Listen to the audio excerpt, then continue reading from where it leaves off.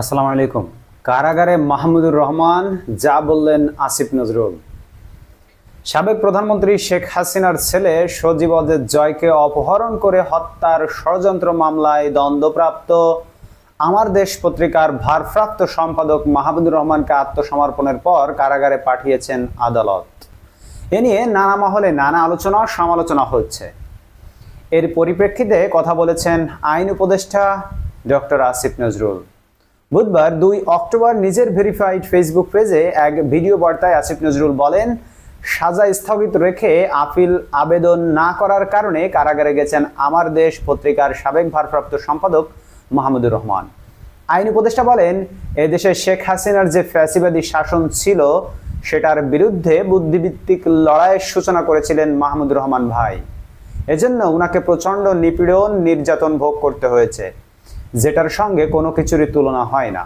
ওনাকে একটি ভুয়া মামলায় ফ্যাসিস্ট শেখ হাসিনা সরকার শাস্তি দিয়েছিল, ওনার অবর্তমানে শাস্তি দিয়েছিল। এই মামলার মেরিট নিয়েও প্রশ্ন তোলা যেতে পারে। তিনি বলেন, এই মামলায় বিচার কার্য সম্পন্ন হয়ে গিয়েছিল, ওনাকে অলরেডি শাস্তি দেওয়া হয়ে গিয়েছিল। উনি বাংলাদেশে আসার কিছুদিন আগে ওনার স্ত্রী শ্রদ্ধেয় ভাবির বিরুদ্ধেও একটা অগ্রহণযোগ্য মামলা করা হয়েছিল। তিনি সেই মামলাতে সাজা স্থগিত চেয়ে আপিলের জন্য আবেদন করেছিলেন। এটা আমার কাছে আসে না। এই আবেদন স্বরাষ্ট্র মন্ত্রণালয়ের কাছে যায়। স্বরাষ্ট্র মন্ত্রণালয় যখন আমাদের অভিমত চেয়েছে, আমরা তখন ইতিবাচক জোর সুপারিশ করেছি। আমাদের এই সুপারিশের ভিত্তিতে মাহমুদুর রহমানের ভাইয়ের স্ত্রীর সাজা স্থগিত করে ওনাকে আপিল করার সুযোগ দেওয়া হয়। তিনি আরো বলেন, মাহমুদুর রহমান ভাই যে মামলায় শাস্তি পেয়ে আজকে জেলে আছেন, প্রকৃতপক্ষে এ মামলায় আরেকজন বরেণ্য সাংবাদিক শফিক রেহমানেরও সাজা হয়েছিল। উনি এই মামলার সাজা স্থগিত চেয়ে আপিলের আবেদন করেছিলেন। আইন মন্ত্রণালয়ের সুপারিশের ভিত্তিতে সেটার অনুমোদনও দেওয়া হয়, কিন্তু মাহমুদুর রহমান ভাই এটা করেন নাই। ডক্টর আসিফ নজরুল বলেন, আপনারা সবাই জানেন উনি অত্যন্ত দৃঢ় আত্মসম্মানবোধ, প্রচণ্ড দেশপ্রেমিক একজন মানুষ।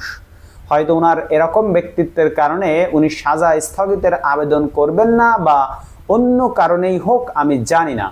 যাই হোক, উনি সাজা স্থগিত রেখে মুক্ত মানুষ হিসেবে আপিল করার কোনো আবেদন করেননি, ফলে এটা করার কোনো সুযোগ মন্ত্রণালয় বা সরকারের ছিল না। এদিকে আমার দেশ পত্রিকার ভারপ্রাপ্ত সম্পাদক মাহমুদুর রহমান কারাগারে যাওয়ায় গভীর উদ্বেগ ও প্রতিবাদ জানিয়েছেন বিএনপি মহাসচিব মির্জা ফখরুল ইসলাম আলমগীর।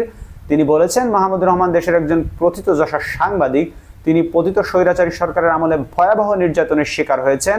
শারীরিকভাবে তাকে আক্রমণ করে রক্তাক্ত করা হয়েছে। ফ্যাসিবাদের হিংস্র আক্রমণে দমাতে না পেরে তার জীবনকে বিপন্ন করার চক্রান্ত করা হয়েছে।